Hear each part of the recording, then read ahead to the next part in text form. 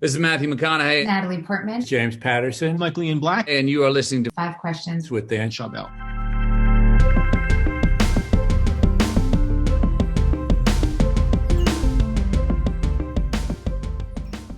James, welcome to Five Questions. Hi, thanks for having me.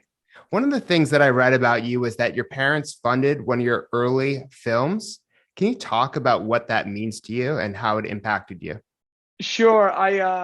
When I graduated college, my father said, "You know what? As a graduation gift, I'll buy you like a cheapo car, a Ford Taurus, right? A used Ford Taurus. You can have it as your graduation gift." And I said, "No, Dad, no. Give me the 10 grand instead and help me make a movie, a short film." So I spent like 6 months writing this short comedy project. It was terrible. Because I thought back then I wanted to be a director, something like that. And I made this movie and edited it together. Keep in mind, this is 1999. It was not nearly as easy to make a short film as it is today because your cell phone is capable of making a high def movie. Back then you had to buy cameras and buy tapes and rent equipment and everything like that. You don't have to do that kind of stuff There's anymore. also less competition back then. Yeah, a little bit. True. There's no YouTube. There's no nothing. Anyway, so I spent like a year making this short film out of college, and it was a crash course in how to do every single thing wrong. And at the end of the year, I wish I had taken the car.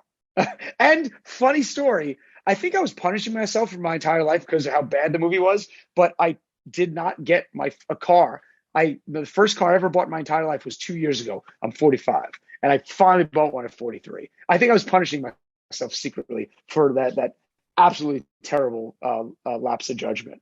Well, when you first started to tell that story, I immediately think, oh, he's investing in his life, in his career, Yep. instead of something that's a depreciating asset.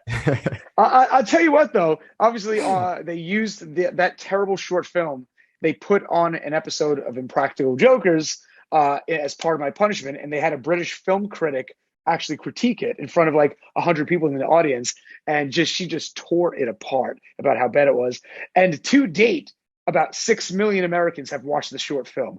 I think that's a success ultimately. Good for you.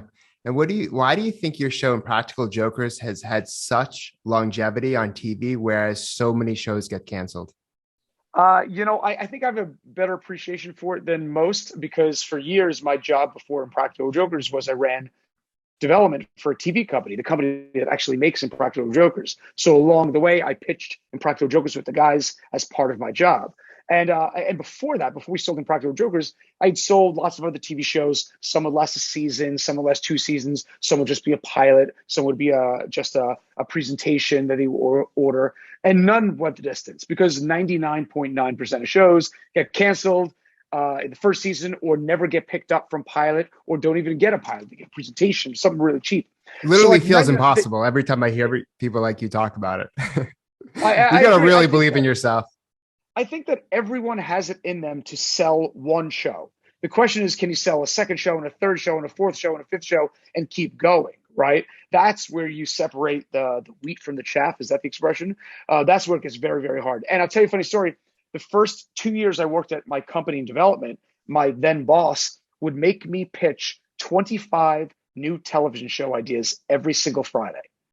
Her idea was sound and the theory is sound. Her theory was this. The first 1,000 TV shows you create suck. They've been done. They're being done. They're a most often pitched TV show. Forget it. It's your 1,001th idea that actually has something unique or novel to it because we're all absorbing the same kind of entertainment and media and comedy and internet and everything around us. So you have to just push past. It's a lot of it is volume. You have to get past your own your own created box that you live in your mind, surrounded, being bombarded every day by the world and society and culture, and to get past that to something kind of novel. So why did Impractical Jokers hit? It was a combination of, I think, natural chemistry, good intel, and production skills. And what I mean by that is it started from intel. I was working in TV development, and I started to notice at networks that they were interested in the hidden camera space. So the guys and I got together. We were an improv comedy group. We'd sold other pilots before to networks, but none of them went to series. They all got canceled in pilot stage.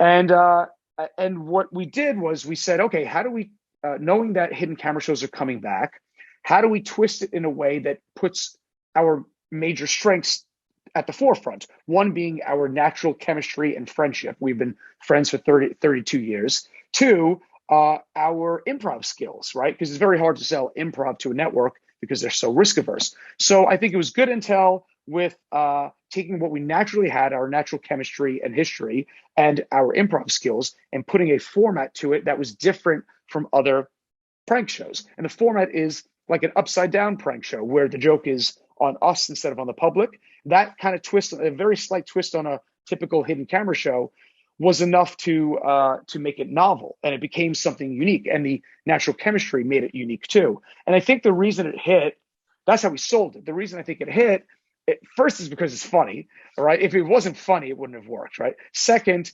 I think we remind people of their best friends they used to have back in the day. And I think we remind people of a time in their life when you'd come home from a hard day of work and the whole family agrees on one show, and you put it on the TV and you just laugh and forget about the world. And it is this island of positivity in an otherwise very cynical world we live in. And I think we became your family dinner time show without intending it. It just became that naturally because of the natural organic chemistry of the show. Yeah, I think that's a great analysis. Long answer. No, but beautiful analysis. And it just shows that it's not easy. It just took a lot of experience and build up, and there's all these things that have to go right. And then looking back, like you probably, when you were first doing it, you didn't maybe think of those things that ended up making it stick even more. Yeah, I mean, certainly was calculation to it. It was not an accident. It was a 11 years coming, I think, a failure to figure out what we were doing wrong, and what our hook was, and what our edge was, what our point of view was, so to speak, on comedy. And once we got that and had the connections to do it and the physical ability to make a sales tape and execute it and edit it as the technology advanced, then it worked. I don't think I could have imagined it would go this distance or be blown up into different franchises within the mothership, and different extensions of the brand, and the cruise and the tour and all that kind of stuff stemmed from the success. And that stuff, I think nobody can plan or you hope for, but you have to kind of seize the moment as it comes, Yeah, with syndication, everything, definitely. And you recently co-wrote Area 51 Interns. What makes middle school kids a unique audience to write for? Oh, well, gosh, this is my 6th book now, right? The first 5 were all thrillers, mystery thrillers or horrors or sci-fi thrillers. I wrote the Awaken trilogy. Then I wrote a horror called Don't Move. Then a few months ago, I had a serial killer mystery thriller come out called The Stowaway. And along the way, I kept hearing from fans, you should write. Our fan base is so young, right? We have so many kids have grown up literally with the show. They started watching it when they were 7 years old. Now they're 18, 19, 20 years old. They're going into college and they still watch the show. Like literally, there's this like whole generation that their whole life they've seen Impractical Jokers on TV, which is mind blowing to me, right? So I was like, I should write something funny that our younger fan base would like. And so we had this idea for Area 51 Interns. It's a 3-book series. The first one is out, just came out this week, like 2 days ago. The second one comes out in October. The third one comes out next March. It's about a group of kids between 8th and 9th grades. It's the first day of summer vacation, and it's take your kids to work day, right? So they go to work with their parents for the day, but their parents just so happen to work at the infamous Area 51, right? So the day they go with their parents, of course, the aliens break loose, all the adults and parents get kidnapped, and it's up to these 4 best friends that are about to go into high school to save the day. So at the end of book 1, their parents offer them something that's never been done before in Area 51 history, which is a summer internship. So every subsequent book is another crazy adventurous tale of these kids saving the day in some unique way. So book 2 is about mythical creatures. Book 3 is about time travel. And that's the great thing about Area 51 is it can be anything and everything we dream it to be, because no one really knows what it is, Yeah, and you get to still use your imagination. And I remember I went to my dad's work. He owned a company many years ago. And it wasn't that exciting. I played like chess with some of his employees. I remember, I think it was like a really old computer game we played too.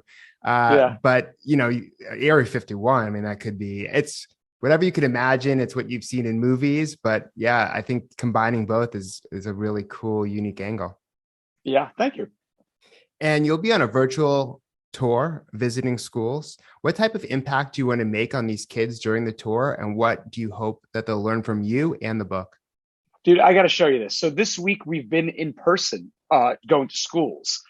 And I've visited dozens of schools with thousands of students there showing up. And it has been crazy. Like the response, I'll show you just like when I go into the schools.